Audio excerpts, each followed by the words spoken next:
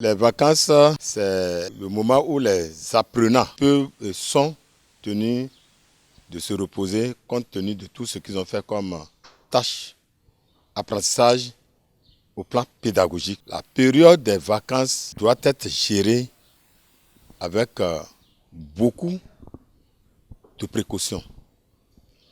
Beaucoup de précautions en ce sens que les enfants généralement ne sont plus sous la surveillance de leurs enseignants. Ils sont remis à leurs seuls parents. L'enfant a un seuil de fatigabilité. C'est-à-dire, le législateur a prévu que, après les 9 mois de travail acharné, il faut que l'enfant puisse se reposer véritablement pendant au moins 2 mois.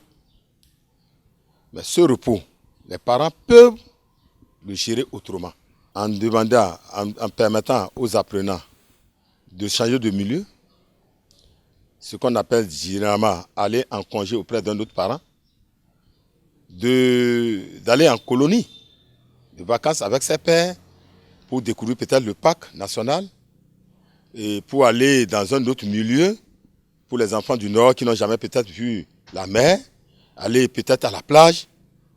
Pour les enfants du Sud, aller voir la Pandjari, la chute de Koudou, ainsi de suite. Alors, si les parents n'ont pas ces moyens, je crois même à l'interne, les parents peuvent réguler les vacances des enfants en leur permettant de changer d'activité. Surtout le premier mois, il faut permettre aux apprenants de se reposer.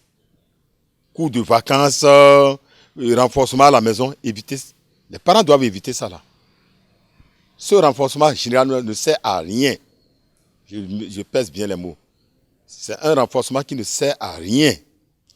Et vous les parents, vous devez constater, lorsque on accule les apprenants avec des renforcements pendant les vacances, vous êtes conscient que les enseignants que vous prenez ne font pas généralement, n'exécutent pas le programme que l'enfant a déjà fini.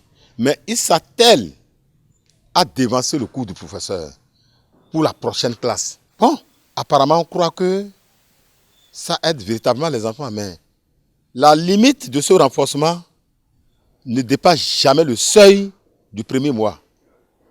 Et pendant ce temps, l'enfant qui pense déjà maîtriser ces notions mathématiques, ces nouvelles notions en anglais et dans les autres matières, ne s'efforce plus à suivre le cours du professeur. Si le renforcement était nécessaire, c'est de revenir sur les notions étudiées dans la classe antérieure et que l'apprenant n'avait pas bien maîtrisé, mais qui auront des relations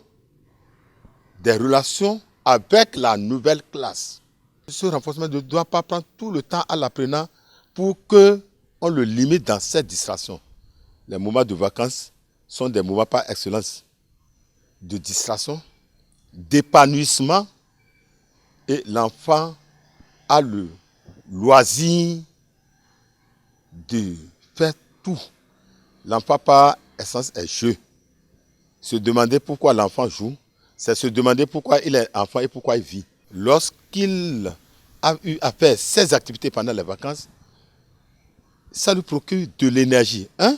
Ça lui permet de garder des événements et qu'il peut exploiter pendant les moments de cours. Et donc, c'est pour ça, je crois, c'est indispensable de permettre aux apprenants de jouir de leurs vacances comme cela s'entend.